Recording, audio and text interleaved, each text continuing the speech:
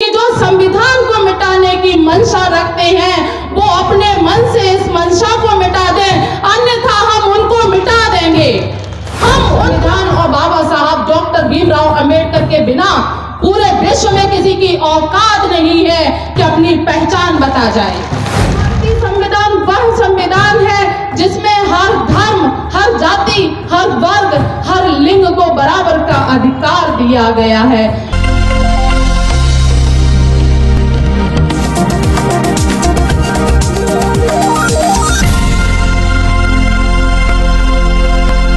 यहाँ बात संविधान की हो रही है और समाज की हो रही है। ये कोई राजनीतिक मंच नहीं है, ये सामाजिक मंच है और हमारे हक अधिकारों के लिए हम एक दूसरे के समक्ष जो उपस्थित हुए हैं अपने विचार व्यक्त करने का मंच है। तो आज संविधान की बात हो रही है तो मैं यहाँ कहना चाहूंगी, भारतीय संविधान विश्व का वह संविधान है जो हमें विश्व में पहचान दिलाता है। चाहे वो अभी जैसे हमारी बहन कह रही थी, चाहे वो जनरल का हो, चाहे एससी का हो, चाहे एसटी का, चाहे वो ओबीसी का, भारतीय संविधान और बाबा साहब डॉक्टर भीमराव अंबेडकर के बिना पूरे विश्व में किसी की औकात नहीं है कि अपनी पहचान बता जाए। मैं कहना चाहती हूं, ये भारतीय संविधान वह संविधान है जिसने हमें वास्तव में जीने का अधिकार दिया। हमारे बच्चे जो आज आईएएस, आईपीएस और अधिकारी, निम्न और उच्च वर्ग में जो अधिकारी बने बैठे हैं, उसका अधिकार दिया।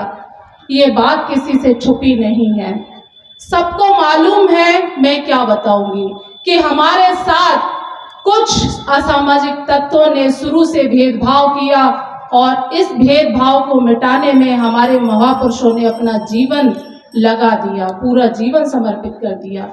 लेकिन आज हम उनके इस बलिदान को भूलते जा रहे हैं। नवो युवा जो पीढ़ी है वो उनके बलिदान को भूलकर अपने रंग में मस्त हो गई है। वो अपने महापुरुषों को भूलती जा रही है, उनके बलिदान को भूलती जा रही है। हमें आवश्यकता है फिर दोबारा अपने महापुरुषों को उठाकर पढ़ने की। जैसा कि अभी यहाँ मैं सुन रही थी, हम लोग कह रहे थे, मतलब कुछ साथी हमारे, कि जो है जनरल वाले या और ये हमसे चमार कहती हैं, वो हमसे कुशबा भी चमार के घर पानी नहीं पीता और ऐसा भेदभाव आपस में ही किया जाता है। यहाँ मैं पक्षपात वाली बात नहीं करूँगी, लेकिन एक बात जरूर कहूँगी, जब बात अधिकार की आती है, जब बात लड़ाई की आती है, जब बात मर मिटने की आती है, तो सबसे पहले एससी आती है, एसटी आती है। ऐसा क्यों? अगर आती है तो हमें कहना चाहूंगी, मेरे लिए सभी भाई एक समान है। मैं यह कहना चाहती हूँ, अगर हम मर मिटने के लिए तैयार हैं, कटने के लिए तैयार हैं, तो अपने अधिकारों के लिए भी तैयार हो जाइए। जो लोग चाहते हैं कि हम आपके अधिकारों को खत्म कर देंगे, और लोग कहते हैं कि लोग हमें फूट डालते हैं। अरे जब भाई को भाई से नफरत न होगी, भाई को भाई से नफरत न होगी, तो किसी की औकात क्या होगी कि वो फूट डाल दे। ये तो हमारी खुद की व्यवस्थाएं हमने ऐसी बना रखी हैं क्योंकि हम लालची ज्यादा हो गए हैं। अगर इस लालच को मन से निकालकर सही तरीके से हम समाज के लिए समर्पित हो जाएं, तो शायद बात अभी भी बिगड़ी नहीं है। मैं देखती हूँ और बड़ा दुख होता है, क्योंकि एक मेरी आदत है, सच्चाई को मैं कहती हूँ, मैं मानती नहीं हूँ। 5 साल हम देखते हैं, चुनाव बीत जाने दो, 5 साल हमको कोई सभा, कोई महापुरुष, कोई भी नेता, कोई भी राजनीतिक कोई दिखाई नहीं देता। जैसे ही 5वीं साल पूर्ण होते आती है, देखो शहर में बड़े बड़े कारनामे होना शुरू हो जाते हैं। अगर ये कारनामे और ये बैठकें और ये लोगों का मिलना मिलाना हम हमेशा करते रहें, तो शायद हमारे समाज में अव्यवस्था ना हो। ये बहुत ज़्यादा जरूरी है। अब चूंकि ये सारी चीज़ें छोड़कर बात संविधान की चल रही है, तो मैं यहाँ कहना चाहूँगी कि संविधान आज खतरे में है।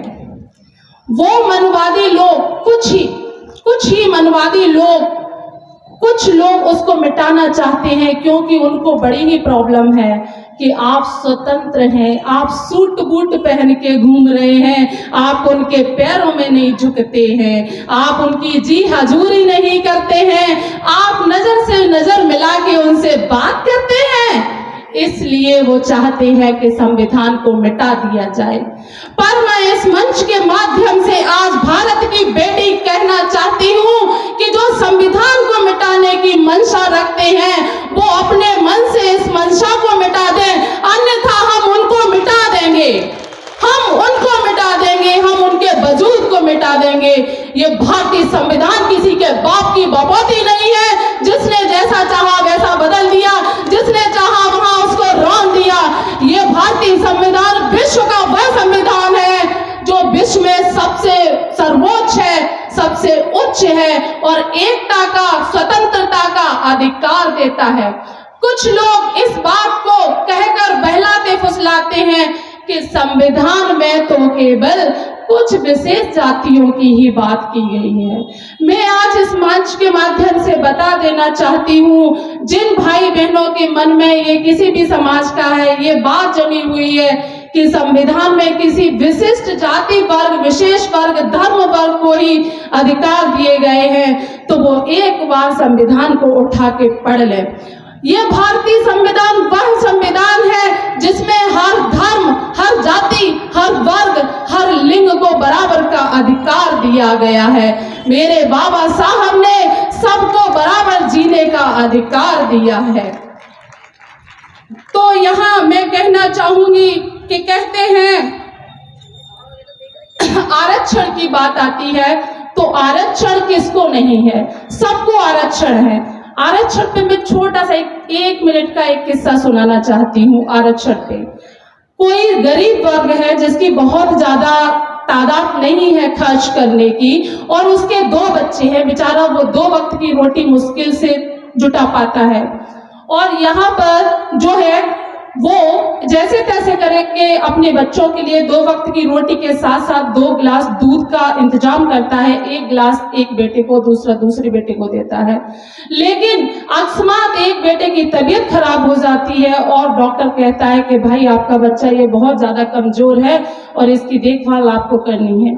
लेकिन बेचारे माता पिता, उनके पास व्यवस्था तो उतनी ही है, वो कहाँ से करें। तो एक बेटा बिल्कुल स्वस्थ है तो माता पिता एक व्यवस्था करते हैं, बेटे को समझाते हैं, बेटा एक काम करो, आपका भाई ज्यादा बीमार है, आप तो ठीक ठाक हो, कुछ दिन के लिए अपने हिस्से का दूध अपने भाई को दे दो।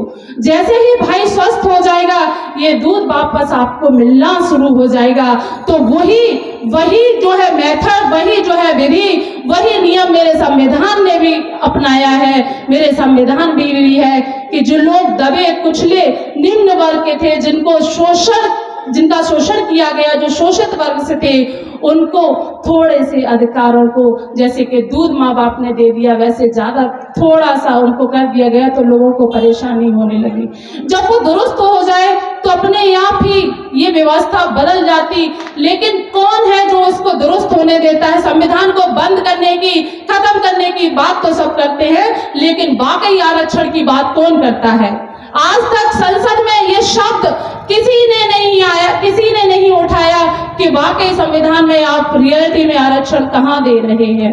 और जो लोग इस बात को उठाते हैं उनको दबा दिया जाता है, पीछे छोड़ दिया जाता है। हालांकि बातें तो बहुत है, लेकिन ये है कि शायद समय का अभाव होगा।